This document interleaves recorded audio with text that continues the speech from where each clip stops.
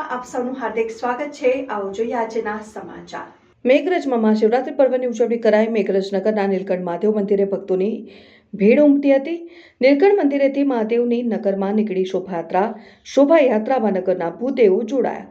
શોભાયાત્રાના ભક્તોએ કર્યા દર્શન। ભૂદેવો દ્વારા મહાદેવની પૂજા અર્ચના કરાશે। Reporter Gajendrasinh Zala, news 7 India, Aravalli.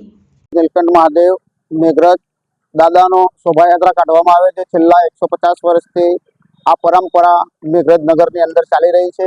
આજે શિવરાત્રી હોય, સાંજે ત્યાં 4 પ્રહરની પૂજા પણ કરવામાં આવે છે અને પંચોત્તર વિધિથી બ્રાહ્મણો દ્વારા નીલકંઠ મહાદેવમાં અભિષેક કરવામાં આવે છે। આખી રાત પૂજાનો કાર્યક્રમ કરવામાં આવે છે।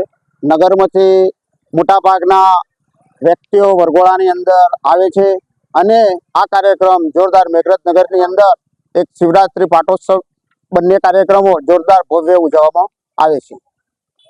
રૂપે કી મસા દરિયાંજયમાં મોટે કી માલા ભૂપે જય ભૂપ જગત વિરાજે શંકરાની નમઃ પાર્વતી પદે હર હર મહાદેવ। મેઘરજ નીલકંઠ મહાદેવની આ નગર યાત્રા 500-600 વર્ષથી ચાલે છે।